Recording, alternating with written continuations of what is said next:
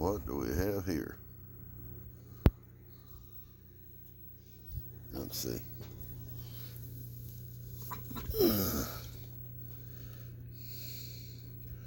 Stays within 1 degree of 90. It's 89.6.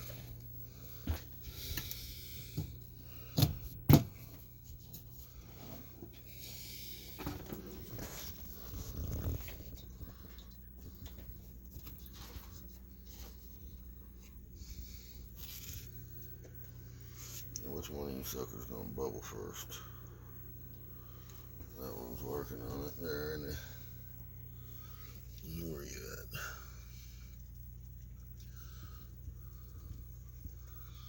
Let's see. Let me get that light over here a little further. That one's almost ready to go.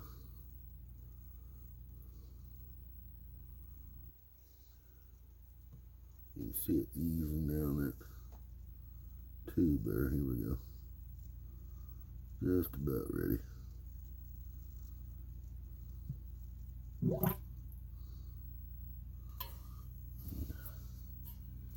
That thing needs to be submerged a little bit better. Let's see. There we go. Can't see it back there though. There we go. Where are we at on this one? That one a little bit slower. I think I got a little leak on this one. I need to get me a 90 degree. That wasn't the exact size right hose.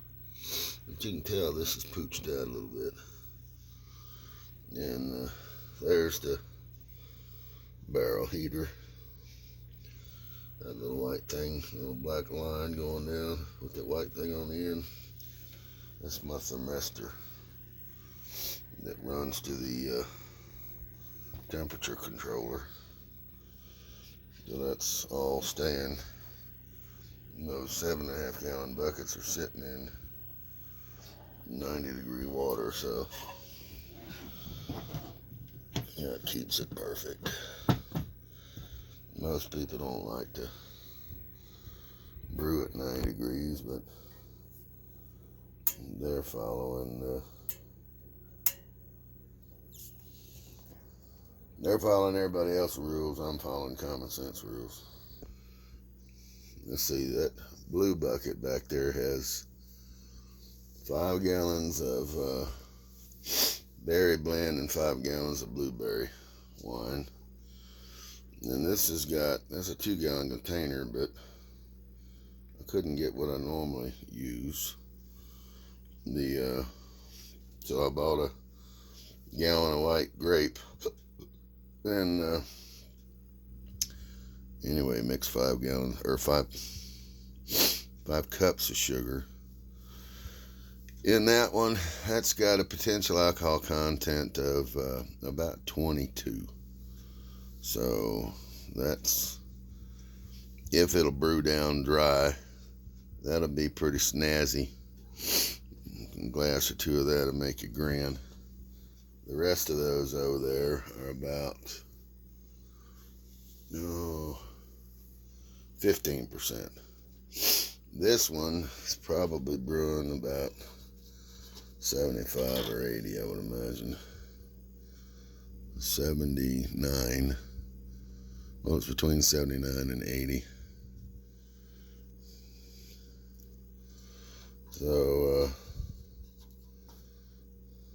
yeah, that one's doing all right. This lid doesn't seal very well. I set this on top of it full of water, but I think it seals well enough, just not tight enough for a slow production of carbon dioxide. But I've got another one that's got the smaller little grommet in it, but that's not the problem. The problem is around here. But I know the positive pressure in there, it's not leaking any oxygen, although that doesn't really matter because I have to put the drill and aerate it once a day anyway. So that one, I just heard that one burp over there. This one,